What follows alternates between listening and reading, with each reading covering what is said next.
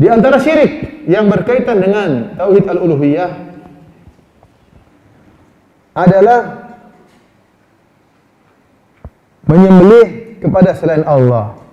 Menyembelih kepada selain Allah. Ini juga syirik yang merajalela di tanah air kita. Menyembelih itu ibadah. Menyembelih itu ibadah. Kalau saya tanya sama adik-adik dalilnya, apa itu dalil menyembelih itu ibadah? Dalilnya apa? Adik-adik ngerti dalil nggak? Dalil itu Al-Quran maupun apa sunnah. Apa dalilnya kalau menyembelih hewan itu adalah ibadah? Dalilnya dalam surat apa? Inna a'tainakal kautsar. Teruskan ayatnya, fasholli lirabbika wanhar. Yang artinya, ya, sungguhnya kami telah memberikan kepada engkau wahai Nabi sungai Al-Kautsar. Kemudian kata Allah, fasholli lirabbika wanhar. Maka salatlah hanya kepada Rabbmu dan menyembelihlah juga karena Rabbmu.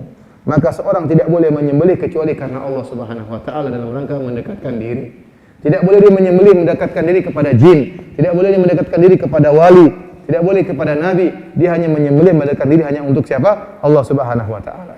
Oleh karenanya, adik-adik lihat tatkala musim haji.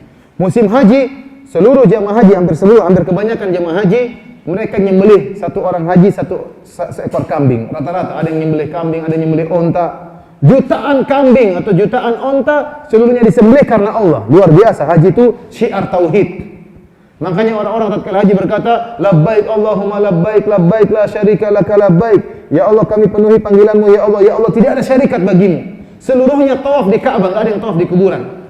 Semuanya menyembelih kepada selain Allah, semuanya di padang Arafah minta kepada Allah. Itu haji merupakan syiar tauhid. Kita balik ke tanah air kita, maka kita lihat aneh-aneh. Ada orang yang beli untuk selain Allah. Apa kata Nabi SAW dalam hadis Ali bin Abi Thalib? La'anallah man dzabaha li ghairillah. Allah melaknat orang yang menyembelih kepada selain Allah. Orang seperti ini terlaknat. Dan ini banyak orang-orang pergi ke dukun. Dia pergi ke dukun, kata dukun, ya saya akan bantu, syaratnya kamu cari ayam putih 7 ekor. Kemudian sembelih, tidak usah bilang bismillah. Cari 7 ekor. Kenapa? Buat dukun, buat jinnya. Buat jinnya, tidak boleh seperti itu. Ini kesyirikan. Atau suruh cari kodok, mungkin suruh sembelih misalnya. Ini kesyirikan. Tidak boleh kita menyembelih. Banyak orang, saya lihat sendiri dengan mata kepala saya. Orang-orang membangun rumah. Gimana? Supaya tidak diganggu sama jin, yang tuan rumah cari ayam hitam. Disembelih, darahnya ditumpahkan di tanah tersebut. Supaya apa? Supaya tidak diganggu sama jin setempat. Ini syirik. Tidak boleh adik-adik, hati-hati. Adik-adik jangan terjebak dengan syaitan. Syaitan ingin kita masuk neraka jahanam.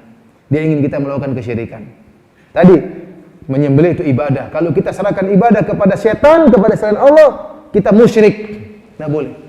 Lihat orang-orang di pantai selatan takut sama jin Nyi Roro Kidul. Katanya Nyi Roro Kidul itu jin cantik ya. Kemudian apa? Mereka takut kalau tidak dikasih sembelihan kebo, nanti lautnya bisa meledak-ledak, bisa bergelombang, banyak orang yang meninggal. Maka mereka takut. Artinya mereka takut kepada Allah. Ini takut kepada Nyi Roro Kidul. Akhirnya mereka cari kebo. Kebo yang gemuk, kebo yang gede. Karena kalau kebonya kurus, nanti Nyi Roro Kidul nggak mau terima. Kalau kebonya cacat, Nyi Roro Kidul nggak mau terima. Maka dicari kebo yang gede, yang bagus, yang cakep, kemudian disembelih, kemudian diberikan kepada Nyi Roro Kidul. Nah, waktunya mereka nyembelih di Idul Adha, cari kambing yang kurus. Ya. Tapi kalau untuk Nyi Roro Kidul harus kebo yang gemuk. Ini kesyirikan, nggak boleh. Nyembelih untuk jin. Ini banyak di tanah air kita. Ingin bangun jembatan, takut jembatannya roboh, takut diganggu sama jin sungai, jin kali, potong kambing 8 ekor misalnya. Seperti ini. Lagi ngebor sesuatu, nggak bisa dibor-bor, cari kambing lagi supaya jinnya pergi. Harusnya baca Quran di situ supaya jinnya kabur. Enggak, nurutin jin, cari kambing sembelih, darahnya ditumpahin supaya bisa ngebor. Adik-adik lihat, kalau adik-adik umroh atau hajian, lihat, jalan dari Mekah sampai Madinah itu kira-kira 500 km. 450 km lebih lah. Dan kalau kita jalan di jalan tersebut, banyak sekali gunung-gunung yang dibelah oleh pemerintah Arab Saudi. Gunung-gunung dibelah. Karena jalannya gunung-gunung, jadi buat jalan datar itu susah. Gunung dipahat sama pemerintah Arab Saudi. Itu gunung dipahat, begitu banyak gunung, puluhan gunung dipahat, tidak ada satu butir telur pun yang dipecahkan. Tidak ada satu ekor ayam pun disembelih untuk supaya jin gunungnya tidak marah, tidak ada. Bismillah nyembelih gunung, tidak ada masalah. Kenapa? Karena tauhid kepada Allah Subhanahu wa taala. Lihat kalau sampai di Mekah, banyak gunung dibolongin, dibuat terowongan di Mekah banyak. Tidak ada satu butir telur pun yang dipecahkan, tidak ada satu ekor ayam pun yang disembelih kepada jin penghuni gunung, enggak ada. Kenapa? Dengan tauhid bismillah bolong itu. Coba di tanah air kita. Kalau ingin ya mau nebang pohon, takut sama jinnya, cari potong ayam sembelih. Ini baru pohon saja mau ditebang harus berapa ekor ayam, apalagi kalau gunung mau dibolongin ya. Entah berapa ekor kebo, berapa ekor gajah mungkin harus sembelih ya. Karenanya lihat, ini semua khurafat dan ini jin memang seperti ini ingin. Saya ketemu orang, saya pernah diantar sama seorang abri, orang apa namanya, tentara dari Bandung menuju Jakarta, naik mobil. Sampai suatu tempat dia ngebel-ngebel, cing cing cing. Saya bilang, kenapa Pak ngebel-ngebel? Nggak ada apa-apa. Enggak Ustaz, nanti biar. Takut kalau dia nggak ngebel nanti jinnya ngamuk katanya. Ya akhi, dari mana seperti ini? Ente kan diajarin sama Nabi doa kalau keluar rumah. Bismillahi tawakkaltu 'alallahi la haula wala quwata illa billah. Itu doa mau taruh di mana? Enggak baca doa kemudian lewat depan jin bel-bel. Kalau enggak bel katanya jinnya marah. Takut sama jin seperti ini. Ada yang lihat terus baca doa dong. Allah sudah ajarin doa, Rasulullah SAW sudah ajarin doa. Ketakutan sama jin sungguh luar biasa. Di tanah air kita ini orang-orang sangat takut sama jin. Kenapa? Dukun banyak, santet banyak, ilmu sihir banyak, ilmu kesaktian mandraguna banyak, semuanya pakai jin. Orang-orang ke kuburan takut sama jin. Adik-adik kalau ke Arab Saudi, ke kuburan nggak ada takut sama jin sama sekali. Kenapa? Kuburannya sesuai dengan sunnah Nabi, pendek-pendek. Orang kalau ke kuburan ingat mati, bukan ingat jin. Tapi kalau di Indonesia kita lihat kuburan, lihat asap keluar kita udah takut. Kenapa? Bayangan kita ada jin yang akan keluar. Entah jin tomang, entah jin dan jun, ya. Entah si apa namanya mak lampir, entah si apa namanya Nyi Blorong, entah pocong. Masih mending kalau si manis jembatan Ancol, ya. Mengerikan. Dan adik-adik harus tahu adik-adik ya, bahwasanya setan-setan itu yang muncul di film-film itu atau setan-setan itu sesuai dengan taraf ekonomi masing-masing negara. Taraf ekonomi masing-masing negara. Kalau adik-adik nonton-nonton film, jangan nonton ya. Seperti film setan-setan dari Amerika. Setannya apa? Vampire ya, pakai baju jas, keren. Karena ekonomi mereka bagus. Kalau lihat setannya Cina pakai baju kerajaan, tapi setannya Indonesia kasihan miskin-miskin. Ada sendal bolong, baju bolong, ada pocong ya.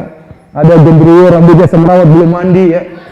Kenapa? Miskin-miskin. Maka setan-setan itu ya, yang fiktif-fiktif itu sesuai dengan apa? Ya, kalau gendruwo main ke Amerika nggak laku, sama. Kalau ada Dracula ke Indonesia mungkin nggak laku, terlalu keren setannya.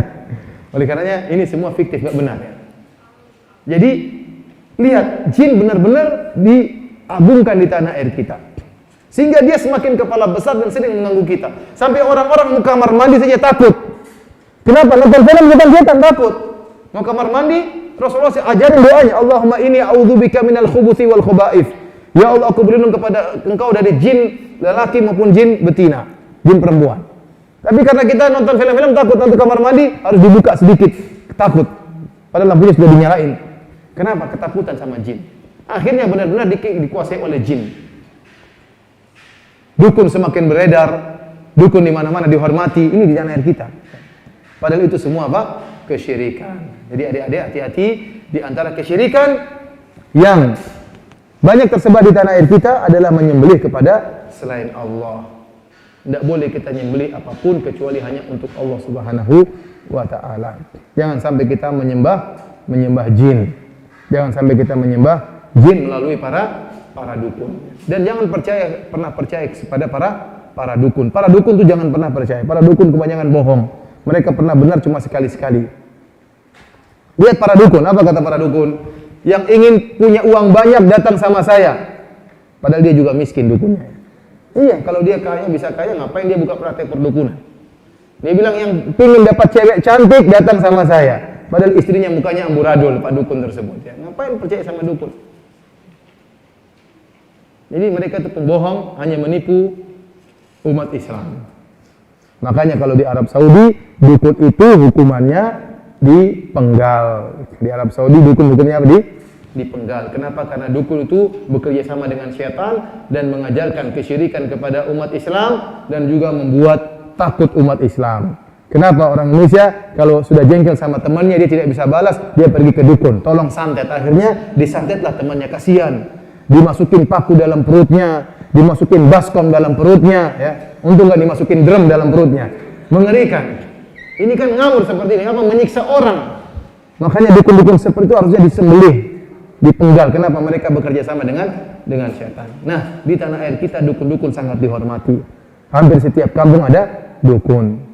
Dan jangan percaya dukun-dukun itu tidak bisa apa-apa. Mereka hanya bisa tadi menyakiti orang lain. Untuk keberhasilan nggak mungkin berhasil. Kalau dukun itu memang jagoan, Indonesia sudah kaya-kaya. Indonesia sudah hutangnya lunas dari dulu karena banyak dukun. Tapi hutang juga nggak lunas-lunas. Terus kemana dukun-dukun tersebut? Katanya bisa jagoan-jagoan. Katanya orang Indonesia banyak orang-orang saktinya, banyak dukun yang sakti. Tapi dijajah Belanda 350 tahun, percuma.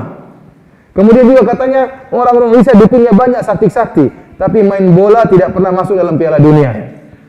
Kan harusnya gampang, ada bola tinggal ditiup langsung masuk menang kan bisa, tapi dukun-dukun nggak bisa.